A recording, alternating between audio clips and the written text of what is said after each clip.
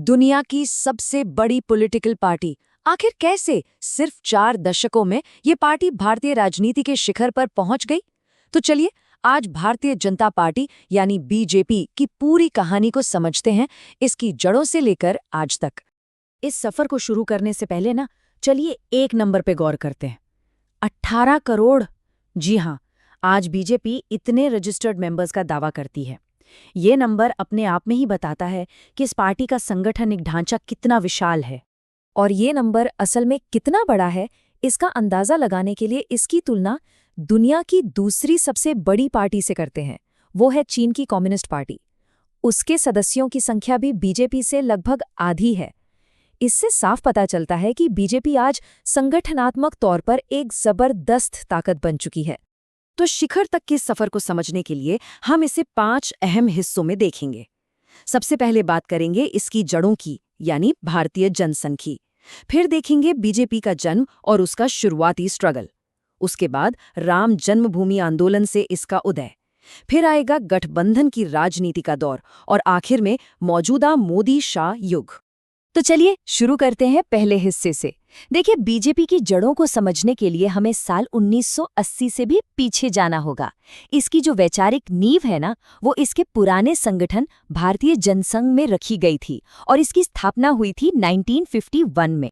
इसकी स्थापना की थी डॉक्टर श्यामा प्रसाद मुखर्जी ने राष्ट्रीय स्वयंसेवक संघ यानी आरएसएस की मदद से।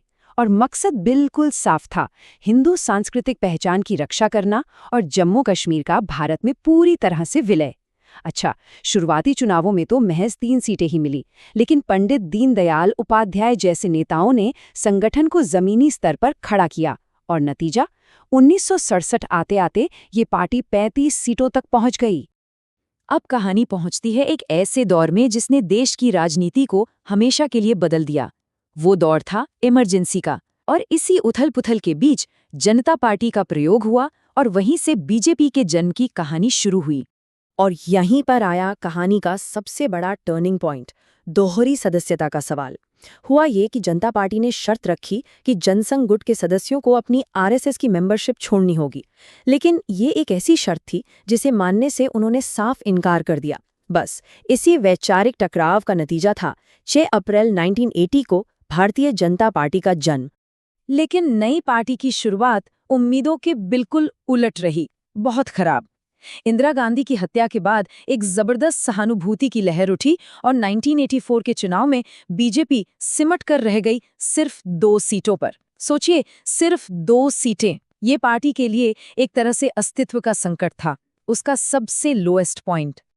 अब इतनी बड़ी हार ने पार्टी को अपनी पूरी स्ट्रैटेजी पर दोबारा सोचने के लिए मजबूर कर दिया। और तब लालकृष्ण आडवाणी के नेतृत्व में पार्टी ने एक बड़ा वैचारिक मोड़ लिया। वो अपनी हिंदुत्व की विचारधारा की तरफ लौटी और राम जन्मभूमि आंदोलन को अपने पॉलिटिकल एजेंडे के सेंटर में ले आई। और इस नई दिशा का असर वो चुनावी नतीजों में साफ साफ दिखा। जरा सोचिए, सिर्फ 5 सालों में पार्टी 2 सीटों से सीधे 86 पर पहुंच गई 1989 में, और 1991 तक तो ये आंकड़ा 120 हो गया। ये एक ऐसा कमबैक था जिसने बीजेपी को इंडियन पॉलिटिक्स के सेंटर स्टेज पर लाकर खड़ा कर दिया। इस जबरदस्त उछाल के पीछे एक बहुत बड़ा कारण थी 1990 की रथ यात्रा। अगर लालकृष्ण आडवाणी के शब्दों में कहें तो इस यात्रा का मकसद था अयोध्या में मंदिर बनाने के लिए पूरे देश से सपोर्ट जुटाना और हिंदुओं को एकजुट करना। लेकिन जाहिर है, इस यात्रा को देखने का एक दूसरा नजरिया भी था। इतिहासकार रामचंद्र गुहा जैसे जो क्रिटिक्स हैं, उनके मुताबिक ये यात्रा सिर्फ एक धार्मिक आंदोलन नहीं थी, बल्कि ये एक तरह से उग्र हिंदू राष्ट्रवाद की राजनीतिक अभिव्यक्ति थी।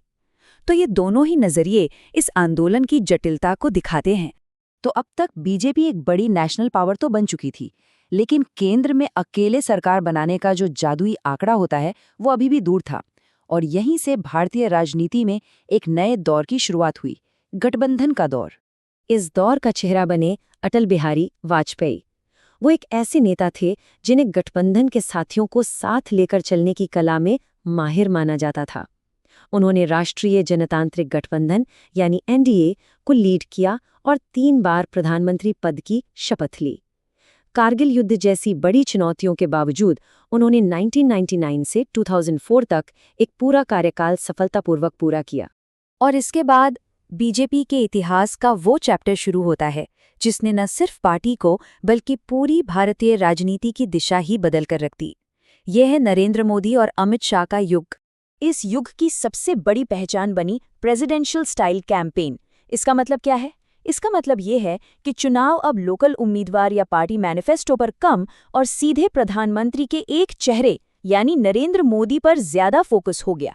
उनकी पर्सनल अपील और एक मजबूत नेता की छवि ने ही 2014 और 2019 में पार्टी को वो ऐतिहासिक जीत दिलाई जिसका इंतजार बीजेपी दशकों से कर रही थी। और ये जीत कितनी बड़ी थी, ये इस बात से पता चलता है कि 2019 में बीजेपी ने अकेले अपने दम पर पूर्ण बहुमत हासिल किया।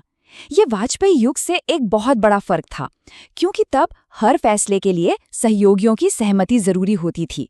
लेकिन अब बीजेपी अपने कोर वैचारिक एजेंडे पर बिना किसी बाहरी दबाव के काम कर सकती थी।